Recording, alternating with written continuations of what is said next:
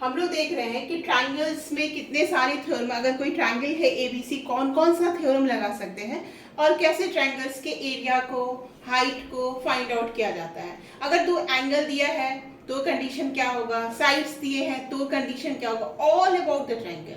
ठीक है, तो देखो हम यहाँ पे लिखते हैं ए बी एंड सी, है ना। ए के सामने को लिख दो ए, बी के सामने को लिखो बी और सी के सामने को लिखो सी। तो A B C are the sides of the triangle. और एंगल्स इसके क्या है, एंगल ए, तो एंगल को तीन तरीके से कैसे लिखा जाता है, एंगल ए लिख सकते हो, एंगल बी लिख सकते हो, एंगल सी। और कहीं कहीं ऐसा लिखा रहता है बी ए सी, इसका जो बीच वाला जो होता है वो एंगल को रिप्रेजेंट करता है। ठीक है, ये हुआ ट्रायंगल के एंगल के बारे में। और एक के सामने का जो साइड्स है उसको क्या लिखेंगे, साइड्स क्या क्या है, ए कॉमा बी कॉमा सी। इसमें हम लोगों को पढ़ना है लामीज थ्योरम क्या होता है, हेरोन्स फार्मूला क्या होता है, और जो भी मैं अभी पढ़ा रही हूँ this will come in physics also, है ना। ये सिर्फ मैथ्स का टॉपिक नहीं है, ये फिजिक्स में भी आएगा। जो भी बेसिक मैथमेटिक्स आप क्लास 11th के लिए देखते हो दैट इज। अब इसको कैसे हम लिखेंगे, A by sine A is equal to A by sine A, sine angle में है, B by sine B is equal to C by sine C. 2r लिखा रहता है, आप के भी लिख सकते हो, इज इक्वल टू के। तो ये है हमारा लामीज थ्योरम।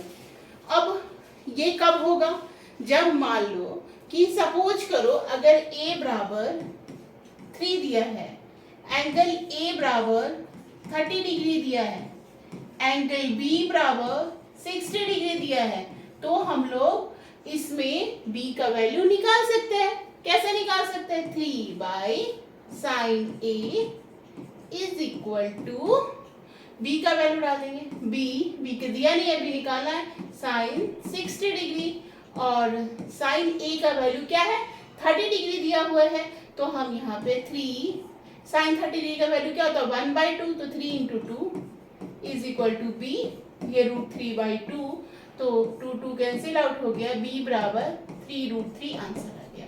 तो दिस फॉर्मूला इज यूजफुल। इस फॉर्मूला का क्या हमने यूज किया है वो देखिए। ये फॉर्मूला का हमने क्या यूज किया है,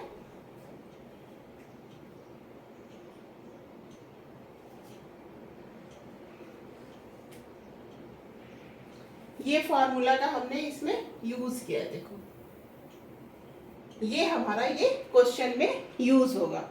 तो अब हम लोग इसको, ये समझ में आया कि ये फार्मूला लिखा और इस फार्मूला का यूज क्या है, कि अगर आपको साइड्स, दो एंगल पता है, एक साइड पता है तो दूसरा साइड पता हो जाएगा, है ना। तो और तीसरा एंगल फिर मैम कैसे पता होगा, if you know the 2 angles third angle पे ऑटोमेटिकली कम, है ना। तो कैसा आएगा, एंगल ए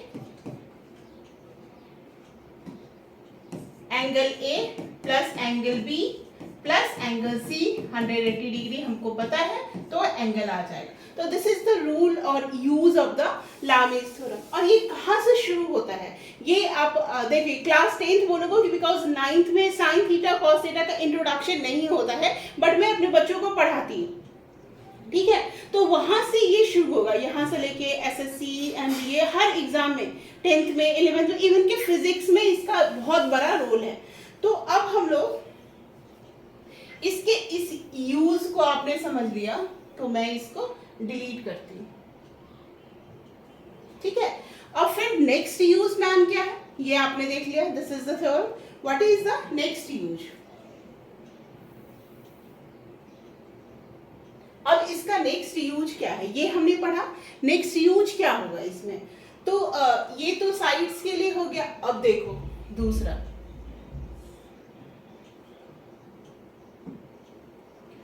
देखो अगर हमको तीनों साइड्स पता है तो हेरोन्स फार्मूला क्या होता है, area of triangle is equal to √s into s minus A s minus B into s minus C.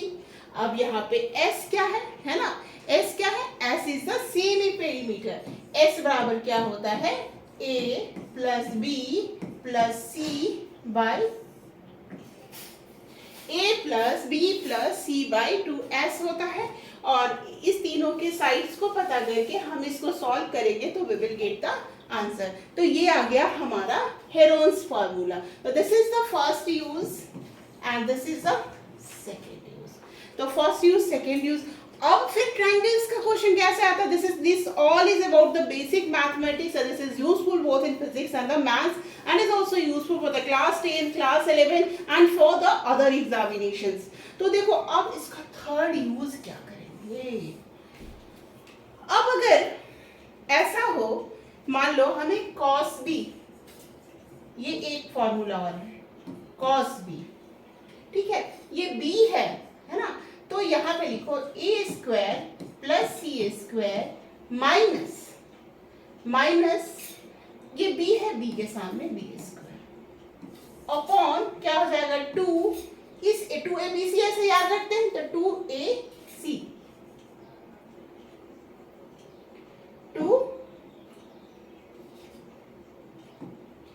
2ac। याद रखने का ट्रिक क्या है इसमें? आप इस फॉर्मूला को कैसे याद रखोगे? What is the trick behind this formula? तो इस फॉर्मूला को याद रखने का ट्रिक, ये b है तो b के सामने b है और ये फॉर्मूला आता है a प्लस सी का होल स्क्वायर जैसा है, तो ऐसे करके आप इसको याद रखोगे। अब देखो कि मैम इसमें इसका क्या यूज है ना। मैम मैंने ट्रायंगल के बारे में, देखो सारा कुछ मैं ट्रायंगल के बारे में, कहीं भी ट्रायंगल आएगा तो जबरदस्त आप ये फॉर्मूला और इस चीज का यूज करोगे तो कोई भी आपका जो प्रॉब्लम ट्रायंगल से रिलेटेड वो खत्म हो जाएगा। अब देखो ये मैंने बताया cos b square plus a square, अब इसी में मैम cos a आ जाएगा, तब क्या करोगे? cos a आ गया है ना, a आ गया तो मैंने क्या ट्रिक बताया, माइनस a स्क्वायर है ना, माइनस a स्क्वायर बताया। तो माइनस a स्क्वायर बता, तो यहाँ पे क्या हो जाएगा, माइनस a स्क्वायर लिखेंगे और यहाँ पे a स्क्वायर के बाद बचेगा क्या, b square plus c square upon 2bc। तो ये सारा प्रॉपर्टीज ऑफ ट्रायंगल जो चैप्टर है 11th-12th में उसी में आता है, ठीक है, जो ट्रिग्नोमेट्री आप पढ़ोगे उसमें आता है। लेकिन इसका यूज करके, इसका यूज जो है आपका हर एग्जाम में कहीं ना कहीं यूज इसका आ जाएगा, वेदर इन फिजिक्स, वेदर इन आप कोई भी एनडीए का दे रहे हो, एसएससी दे रहे हो, कहीं भी अगर आपको ये फंडा पता हो ना तो 5 मिनट का क्वेश्चन 1 मिनट में हो जाएगा। इसलिए मैंने ट्रायंगल का एक अलग से ही आपका एक वीडियो बना रही हूँ जो ट्रायंगल से रिलेटेड जो भी प्रॉब्लम होगा वो आपका सॉल्व हो जाएगा। तो ये आपने समझ लिया। अब देखो, अब इसको हम डिलीट करते हैं, इसको हम डिलीट करते हैं। अब देखो ये हमने कर दिया। अब तो कॉस वाला भी हो गया, ये भी हो गया, हेरोन्स फार्मूला भी हो गया। अब देखो हाइट अगर मान लो इसका h है, इसका अगर हाइट h है, इसका अगर हाइट सपोज करो, इसका हाइट अगर h है ना, इसका हाइट h है ना, तो एरिया ऑफ ट्रायंगल क्या होगा, हाफ a इंटू h है ना। तो अगर आपको h निकालना हो, a पता हो लेकिन एरिया ऑफ ट्रायंगल नहीं पता हो तो कैसे याद करोगे? ए बी सी आपको पता रहेगा तो आप एरिया ऑफ ट्रायंगल इस फॉर्मूला का यूज करके निकाल लोगे और आप हाइट भी निकाल लोगे। तो एरिया ऑफ ट्रायंगल का फॉर्मूला सॉल्व हो गया। अब देखो जनरल जब कुछ भी नहीं आए, कुछ भी आपको नहीं आता है, मान लो ट्रायंगल मैंने बनाया, सपोज करो ये है ना, ये पता है, ये बी है, मान लो ये सी है, ये कुछ एंगल ए है। तो जनरल ट्रायंगल का एरिया आप याद रखोगे हाफ बी सी, इस दोनों के बीच में कौन सा एंगल आ रहा है, साइन, ये भी याद रहेगा तो भी हो जाएगा, हाफ बी सी साइन है। अब ये कैसे होता है ना, हाफ बी सी। अब तो ऐसे कैसे हमने ऐसे लिख कैसे दिया, हम गलत है ये सही, लेट मी चेक। अब देखो यहाँ पे अगर परपेंडिकुलर हम लोग डालते हैं 90 डिग्री का एंगल तो ये क्या हो जाएगा, ये सी साइन थीटा, तो सी साइन थीटा, यानी कि और ये जो पूरा टर्म है ये किसके लिए आता है, एच के लिए, तो half into B H formula से रिलेट होता है। तो ये सारा कुछ ट्रायंगल का आप अगर एक जगह कलेक्ट करके याद रखोगे तो this will useful in physics में यूज आएगा, मैथ्स में यूज आएगा। तो अब ये चीज तो हो गया। अब हमको और क्या पढ़ना है? Area of triangle equilateral triangle का पता है, √3/4 इंटू।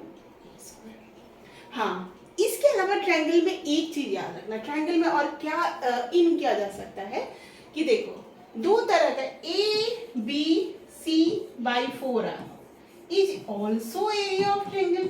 आप बताइए मैम ये कहाँ से आ गया, ये कहाँ से आया?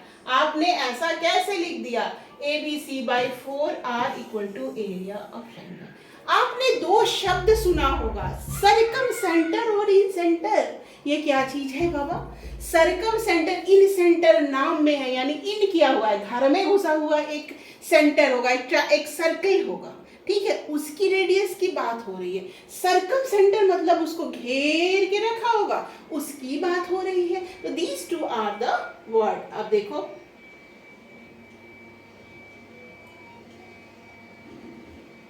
हम मान लो ये एक सर्कल बनाते हैं,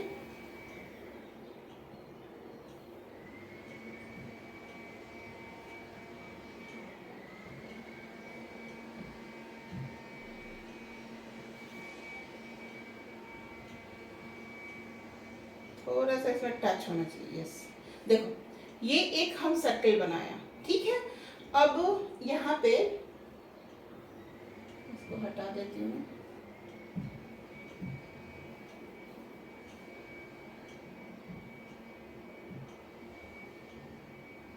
ये सर्कल बनाया, इस सर्कल का जो रेडियस होगा, जो इस सर्कल का रेडियस होगा, कहाँ है? हाँ, इस सर्कल का जो रेडियस होगा, तो ये थोड़ा सा सर्कल को और ठीक करते हैं, रुको।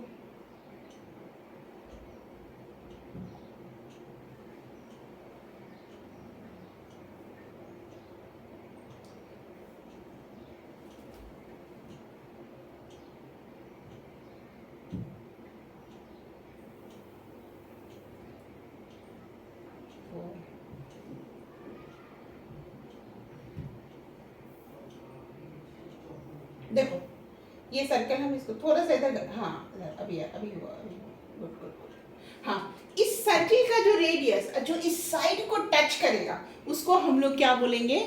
इन रेडियस। अंदर का, घर में घुस के एक सर्कल बना दिया, दैट इज इन रेडियस।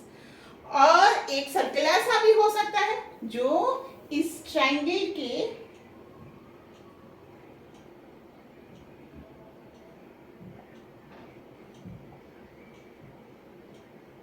एक सर्कल ऐसा भी हो सकता है जो इस ट्रायंगल के बाहरी हिस्सों मतलब तीनों कॉर्नर को टच करता हुआ एक ऐसा सर्कल हो सकता है ना? तो हम लोग इसको हटाओ, इसको डिलीट, इसको डिलीट, इसको डिलीट। अगर हम एक ऐसा सर्कल बनाएं